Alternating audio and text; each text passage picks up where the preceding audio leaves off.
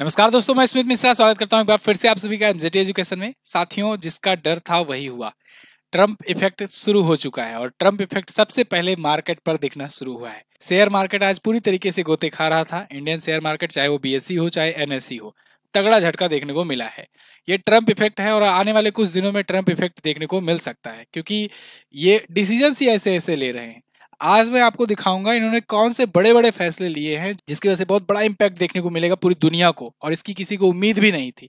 यहाँ तक कि इन्होंने कहा कि ट्रांसजेंडर मतलब कुछ नहीं, खत्म, केवल मेल या फिर फीमेल, ट्रांसजेंडर वाला कोई बवाल ही नहीं। तो ऐसे ऐसे बहुत सारे क्रेजी डिसीजन इन्होंने लिए हुए हैं। आज की वीडियो में हम लोग सब देखने वाले हैं। पहले ही ऑफिस मीटिंग में इन्होंने सबसे पहला काम ये किया ऑफिस जाते ही कि 78 फैसले पलट डाले जो जो बाइडन के थे। अब इन फैसलों में बड़े बड़े फैसले, जैसे कि डब्ल्यूएचओ से खुद को विड्रॉ कर लेना, अमेरिका को।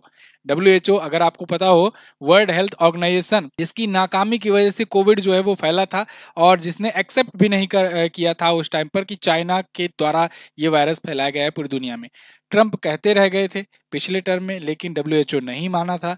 और इन्होंने उस टाइम पर जाते जाते, हालांकि इनके टाइम पर मात्र 1-2 महीने का टाइम बचा हुआ था, जाते जाते ये खुद को विड्रॉ कर ले गए थे। मतलब अमेरिका को डब्ल्यूएचओ से हटा लिए थे। इन्होंने कहा कि डब्ल्यूएचओ को हम फंडिंग नहीं देंगे, इसके अब हम मेंबर नहीं रहेंगे।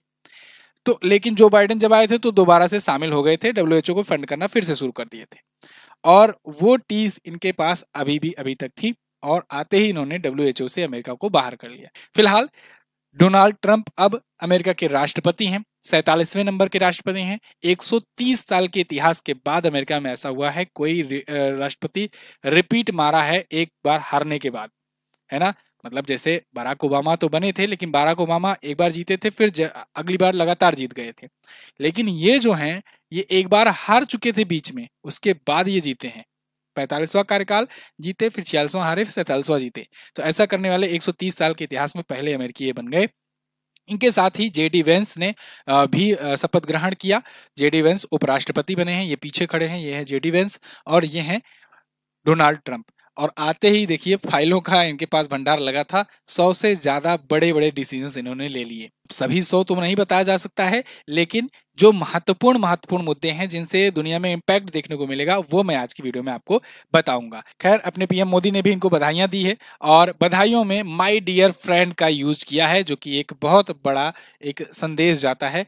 डोनाल्ड ट्रंप को इन्होंने कहा है कि congratulation my dear friend President real Donald Trump on your historic inauguration at the 47th president of United State. ऐसे ही दुनिया भर के तमाम लीडर्स ने, पुतिन तक ने बधाइयां दी हैं इनको।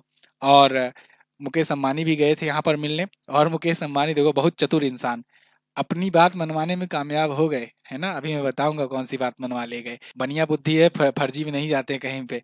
ये बहुत बड़ी स्ट्रेटजी हुई है और इनकी घोषणा में वो साफ झलकती है। अभी आगे उस पर हम लोग डिस्कस करेंगे।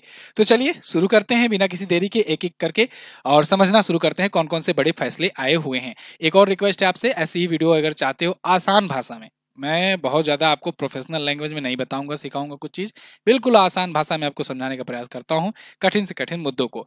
तो आप चैनल को सब्सक्राइब जरूर कर लीजिए। वीडियो को देखते हैं तो चैनल को सब्सक्राइब भी कर लीजिए और शेयर भी कर दिया कीजिए। चलिए, तो पहला यह है कि दूसरे देशों पर टैरिफ के लिए एक्सटर्नल रेवेन्यू सर्विस का गठन इन्होंने किया, कि एक पूरा एक बॉडी ऐसे गठित की जाएगी जिसका काम ही यही होगा कि दूसरे देशों पर टैरिफ लगाया जाए। टैरिफ कैसा टैरिफ, कि ट्रेड अगर करते हैं, वहां से कोई माल आता है या जाता है, तो उस पर जो ट्रेड होता है, जो टैरिफ लगता है, टैक्स लगता है, उनको फिर से वो इवेलुएट करे और देखे कि क्या बढ़ाना चाहिए, किस पर घटाना चाहिए। फॉर एग्जाम्पल मैं आपको बता दूं, इन्होंने आते ही ये कहा कि भाई कनाडा से और मैक्सिको से, इन दोनों पर इन्होंने 25% का टैरिफ बढ़ा दिया। 25% टैरिफ मतलब, बहुत सारे लोग क्या करते थे ना पहले, कि वो अमेरिका में जॉब करते, उसके बाद कनाडा में जाकर के रहते थे, और सुबह आते, जॉब करते, शाम को चला जाते कनाडा और जाकर के वहां रहते। मतलब कमाते यूएस डॉलर में और खर्चते जाकर कनेडियन डॉलर में। दिक्कत क्या होती थी? दिक्कत यह है कि आप आ रहे हो कनाडा, अमेरिका में कमाने, ठीक है, लेकिन यहाँ रहन सहन का खर्चा ज्यादा है और रहन सहन के लिए आप कनाडा में रह रहे हो। तो ऐसे में यहाँ पर ज्यादा मनी कमाकर, कनाडियन डॉलर की कीमत कम है, वहां पर जाकर खर्च रहे थे, अपने रहन सहन भी सस्ता प्लस खर्चना भी सस्ता हुआ। तो बहुत सारे लोग ऐसा करते थे। और मैक्सिको के थ्रू और कनाडा के थ्रू बहुत सारे व्यापार भी होते थे, ट्रेड भी होते थे, लेकिन उन पर उतनी कमाई अमेरिका नहीं कर पा रहा था जितना करना चाहिए था। अब ये टैरिफ बढ़ा दिया गया है जिससे ये करेगा। अच्छा, दूसरी चीज इमिग्रेंट्स वाला भी मुद्दा आया। इमिग्रेंट्स वाला भी अभी आगे आएगा, उसको मैं अलग से बताऊंगा आपको। हालांकि पिछली वीडियो में भी मैंने आपको बताया था और वो भी इन्होंने साइन कर दिया है। एजुकेशन सिस्टम और हेल्थ सिस्टम में ये बदलाव करने की बात कर रहे हैं कि एजुकेशन सिस्टम में बड़े परिवर्तन करेंगे। अवैध प्रवासियों की एंट्री बैन करेंगे पूरी तरीके से। देखिए, ध्यान रहे, इलीगल इमिग्रेंट्स पर बैन लगाने की बात कर रहे हैं। जो लीगल तौर से गए हैं, जो वीजा वाला वगैरह बनवा के गए हैं, उनके लिए कोई दिक्कत नहीं है ना।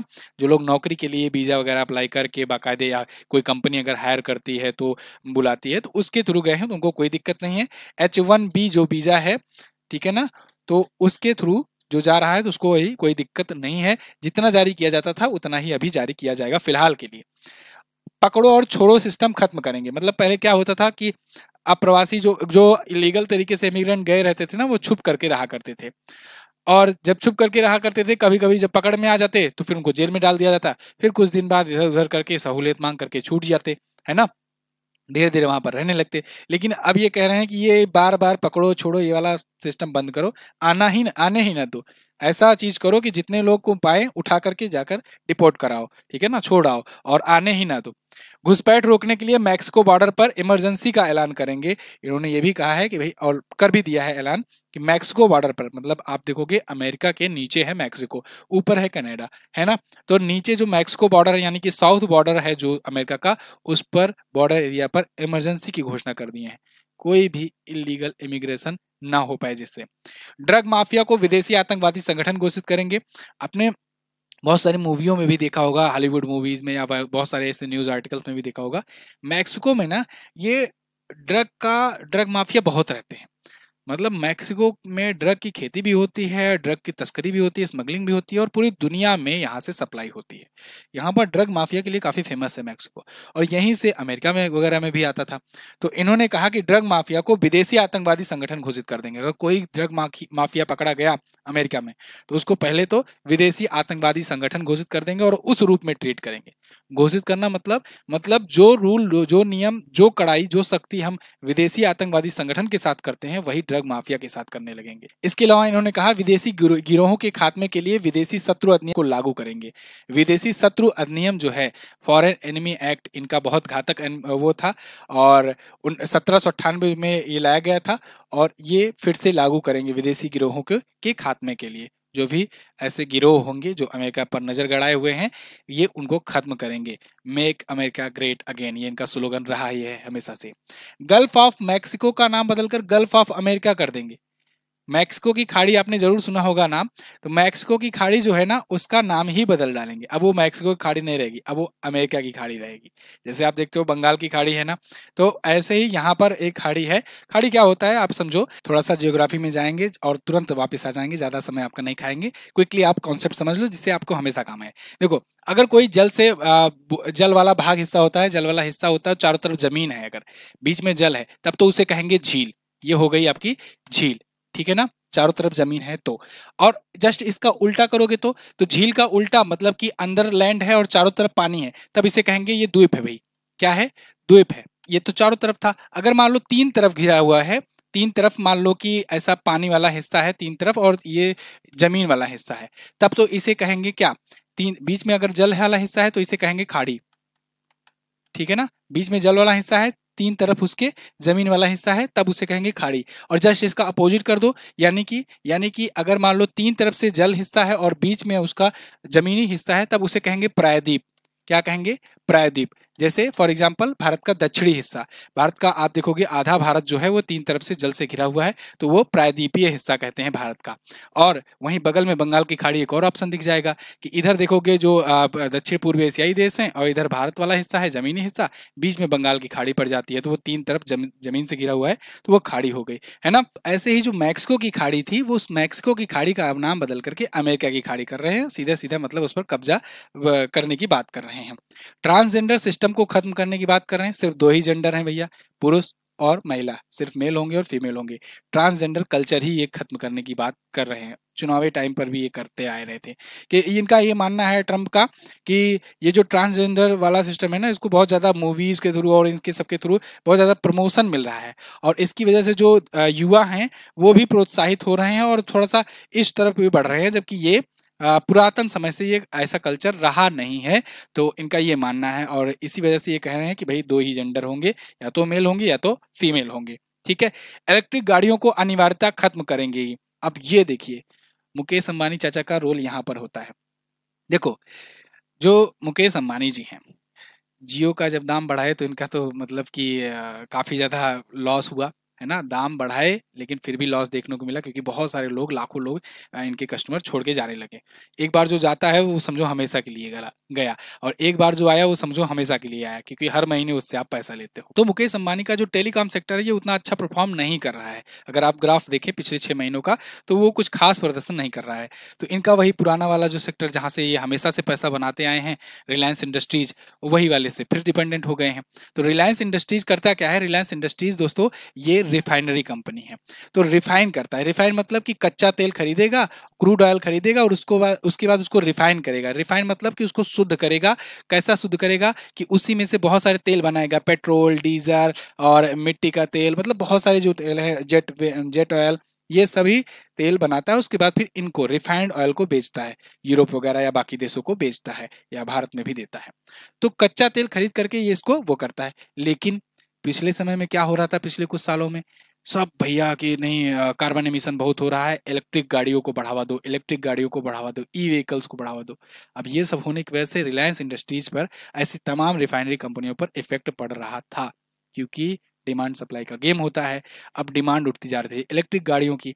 तो फिर अब इसमें ये ट्रंप साहब का ये डिसीजन बहुत बड़ा इम्पैक्ट लाएगा, कि कोई जरूरी नहीं है कि इलेक्ट्रिक गाड़ी अनिवार्य हो, इसकी अनिवार्यता खत्म करेंगे। हालांकि इससे अमेरिका को भी फायदा होगा। क्या फायदा होगा? America one of the highest oil producer है, कच्चे तेल का, क्रूड ऑयल का। तो क्रूड ऑयल के सेक्टर में जो धीरे धीरे, क्योंकि इसके पास सबसे बड़ा रिजर्व भी है और अभी भी प्रोड्यूसर भी है ये सबसे बड़ा।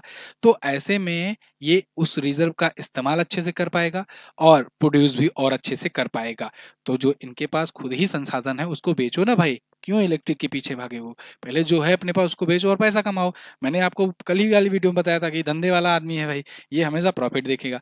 तो यहाँ पर एक बड़ा डिसीजन होने वाला है, और इस वजह से भी शेयर मार्केट पर काफी इफेक्ट देखने को मिला हुआ है। जैसे पिछले दिनों में ये देख रहे थे सब लोग, जो इलेक्ट्रिक गाड़ियां बना रही थी, जो कंपनियां ऐसे कुछ प्रोजेक्ट लाने वाली थी, उनकी काफी ज्यादा सेल बढ़ रही थी, उनकी काफी ज्यादा शेयर मार्केट में उछाल देखने को मिल रही थी।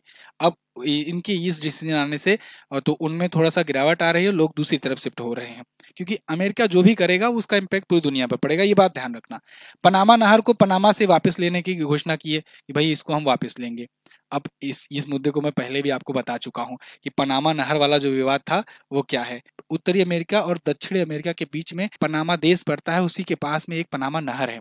उस पनामा नहर की वजह से अटलांटिक महासागर से लोग प्रशांत महासागर, मतलब पैसिफिक ओशियन में आ जाते हैं, घुस जाते हैं। तो इस वजह से यहाँ से ट्रेड बहुत आसान हो जाता है। अगर पनामा नहर ना होती तो लोगों को दक्षिण अमेरिका क्रॉस करके जाना पड़ता है अपना सामान बेचने के लिए।